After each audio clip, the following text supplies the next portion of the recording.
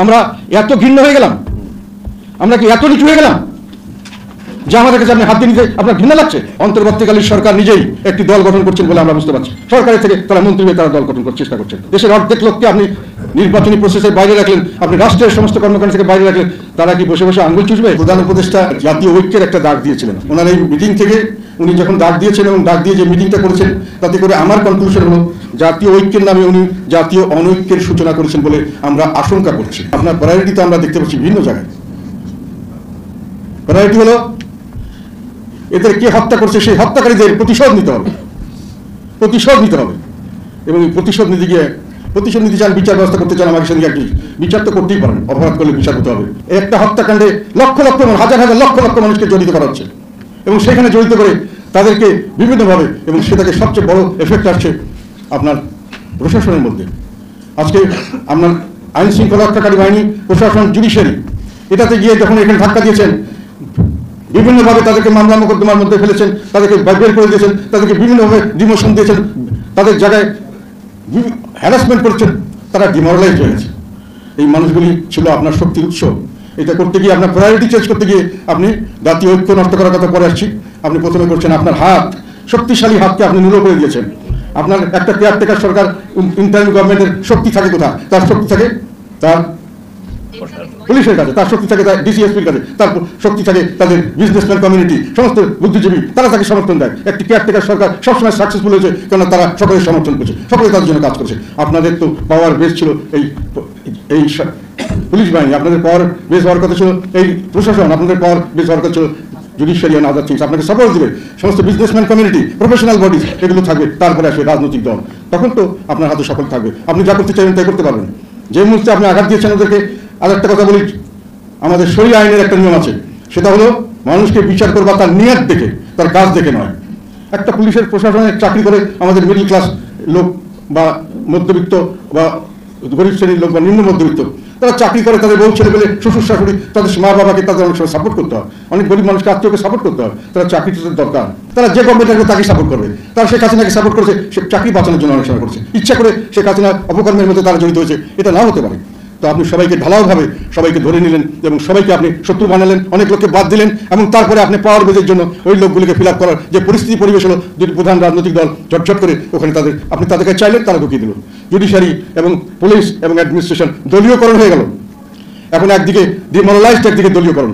তারা আপনার কথা এখন শুনছে না, তারা এখন কেয়ারটেকার ইন্টারিম গভর্নমেন্টের অর্ডারের চেয়ে তারা একটা দেখছে তারা যাদের দ্বারা দলের সঙ্গে সম্পৃক্ত সেটার কাছে, বাকি পুলিশের অ্যাডমিনিস্ট্রেশন তারা সব চুপ করে বসে আছে, তারা ভয় আছে কোথায় কি করবো, কোথায় আবার কোথায় ফাঁসবো।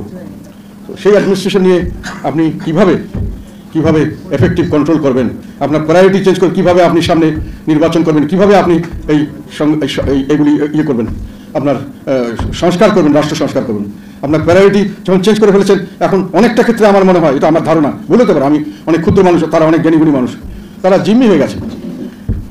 শক্তিশালী রাজনৈতিক দলগুলির কাছে ওনারা জিম্মি হয়ে গেছেন, এখন ওনাদের পাওয়ার বেস হয়ে গেছে তাদের ফলে তাদের নিজস্ব ইচ্ছা শক্তি যতই থাক, তাদের নিজস্ব যতই ধ্যান ধারণা ভালো থাক, তারা সেটাকে করতে পারছে না। লাস্ট ছিল একটাই, আমি যত রকম ব্যবসায়ী সমাজ দেখেছি, আমি অনেক সময় অনেকভাবে মিশি, আমি মন্ত্রী ছিলাম অনেকখানি, যাই যত প্রফেশনাল বডিজ দেখেছি, বিজনেসম্যান কমিউনিটি, যত রকম বিভিন্ন জায়গা আছে, যত ধরনের কমিউনিটি আছে, সবাইকে আমি বিরাটভাবে দুর্দশাগ্রস্ত, চিন্তিত এবং মনোবলহীনভাবে দেখেছি, যেগুলো ওনার পাশে দাঁড়িয়ে দেশকে এগিয়ে নিয়ে যাওয়ার জন্য ওনাদেরকে সমর্থন করবেন। আর লাস্টে এসে হাত দিলেন রাজনৈতিক দল, যেগুলো আগ বাড়িয়ে আমরা সমর্থন দেওয়ার জন্য সর্বাত্মক সমর্থন জন্য প্রস্তুত ছিলাম, সেই সমর্থন আপনারা নিজে পদদলিত করলেন আমাদেরকে। আমরা একটা সাংবিধানিক সংস্কারের একটা প্রস্তাব তৈরি করেছি, আমার দীর্ঘদিনের অভিজ্ঞতা থেকে বিভিন্ন জায়গায় কাজ করার জন্য, আমি মনে করি দেশের জন্য কাজে রাখতে পারে। আমি কিন্তু এটা তত্ত্বাবধায়ক ইন্টারিম গভর্নমেন্টের জন্যই করেছি তা নয়, আমি করেছি জনগণের জন্য, আমি করেছি সামনের যে রাজনৈতিক দলগুলির জন্য, সামনের দিকে এটা লাগতে পারে এই জন্য করেছি। তারপরে ওনারা যখন কাঠামো তৈরি করেছেন, আমরা সেই কাঠামোতে ওনাদেরকে এটা হ্যান্ড ওভার করার জন্য ওনাদের থেকে কথা টেলিফোন জিজ্ঞাসা করে ওনাদের কাছে নিয়ে যাওয়া হয়েছে। ওনারা টাইম দিয়েছে 4টার সময় আসবেন, এবং আমাদের লোকজন গেছে, ওনারা দেখা গেল ওনারা নাই, এবং পরে শোনা গেল ওনাদের কেউই আমাদের এটা রিসিভ করবেন না। একজন কর্মচারীকে যে রিসিভ করেছেন, সেই কর্মচারী আবার আমাদের এটা নিতে উনি রিফিউজ করছেন, বলে ছবি টবি নিলে ভাই আমার সমস্যা হতে পারে। আমরা এত ঘৃণ্য হয়ে গেলাম, আমরা কি এত নিচু হয়ে গেলাম যে আমাদের কাছে আপনি হাত দিয়ে নিতে আপনার ঘৃণা লাগছে? ঘৃণা সবসময় ঘৃণার জন্ম দেয়। সেই জন্য বলছি যে লাস্ট ছিল পলিটিক্যাল একটা চাপ আপনাদের মাধ্যমে, আপনারা আমাদের মাধ্যমে ব্যবহার করে আপনার নিজেদের যে কাজগুলি, আপনারা সবাই ভালো মানুষ আমি জানি, ভালো কাজ করতে চাচ্ছেন, কিন্তু ভালো কাজ করার জন্য যে আপনার সমর্থন দরকার, যে শক্তি দরকার, তার জন্য যে সেটা আপনার প্রশাসনকেও আপনারা নোংরা করে ফেলেছেন, পুলিশকে নোংরা করে ফেলেছেন, জুডিশিয়ারি আপনাদের কোনো কন্ট্রোল আছে বলে মনে হচ্ছে না, কোনো কিছু কন্ট্রোল থাকার কথা নয়, তারা অ্যাটলিস্ট একটা আপনাদের মনোবৃত্তির সঙ্গে ভাব মিলে চলবে। বুদ্ধিজীবী সমাজ, প্লেয়ার সব ছোট ছোট কাজের জন্য বিভিন্নভাবে মানুষকে নির্যাতন করা হচ্ছে, বিভিন্নভাবে মানুষকে দূরে সরে দেওয়া হচ্ছে, বিভিন্নভাবে মানুষকে ঘৃণা দেখানো হচ্ছে, মানুষকে পথে ঘাটে ধরে নির্যাতন করা হচ্ছে, অত্যাচার করা হচ্ছে।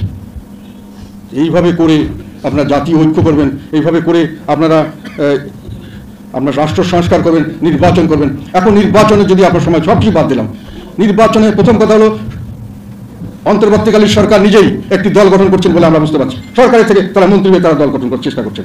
তাহলে তত্ত্বাবধায়ক সরকার ব্যবস্থা আসলে ওই জন্য যে কিংস পার্টি থাকবে না, যেটা ওটা হলে লেভেল প্লেইং ফিল্ড হবে। তারপরে আপনি আসেন অ্যাডমিনিস্ট্রেশনে, ডিসিএসপি তারা তো কার কথায় চলছে, আপনার পুলিশ অ্যাডমিনিস্ট্রেশন কার কথায় চলছে। এখানে আমাদের লোকরা ইলেকশনে ভোট দিতে পারবে কি পারবে না, আমাদের কর্মীরা দাঁড়াতে পারবে কি পারবে না, তাদেরকে মামলা মোকদ্দমা দিয়ে এখনই জেলখানায় ঢুকে দেওয়া হবে না। সেই পরিস্থিতি পরিবেশে এসে সত্যিকার অর্থে নির্বাচন যদি আপনারা আবার আওয়ামী লীগের মতোই করতে চান, একতরফা নির্বাচন, ওই কয়েকটা দল নিয়ে তারপরে আবার ওটা থেকে 2/3 মেজরিটি করে সব পাশ করিয়ে নিলেন, সব কিছু সংস্কার হয়ে গেল, এই ধরনের সংস্কার কি টেকসই হবে? এই ধরনের সংস্কারে কি রাষ্ট্র এগিয়ে যাবে? অস্থিরতা কি থামবে? দেশের অর্ধেক লোককে আপনি নির্বাচনী প্রসেসের বাইরে রাখলেন, আপনি রাষ্ট্রের সমস্ত কর্মকাণ্ড থেকে বাইরে রাখলেন, তারা কি বসে বসে আঙ্গুল চুষবে? দেশে তো অরাজকতা, যেটাই বলেন না কেন, অস্থিরতা, এটা তো বীজ বপন হয়ে গেল। বিভিন্নভাবে এই অত্যাচার অনাচার চলছে।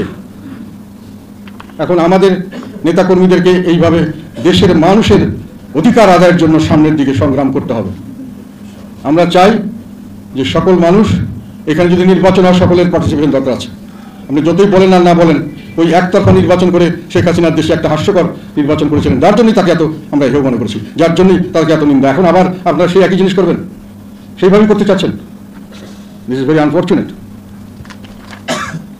সকল দলের অংশগ্রহণে একটি নির্বাচন আমরা চাই, এবং সেই নির্বাচন হতে হবে অবাধ, সুষ্ঠু, নিরপেক্ষ, অন্তর্ভুক্তিমূলক নির্বাচন। যে কোনো লোক দাঁড়াবে, যে কোনো লোক সেখানে ভোট দিতে যাবে, কোনো বাধাবাধি থাকবে না, রেজাল্ট সঠিকভাবে প্রমাণ হতে হবে।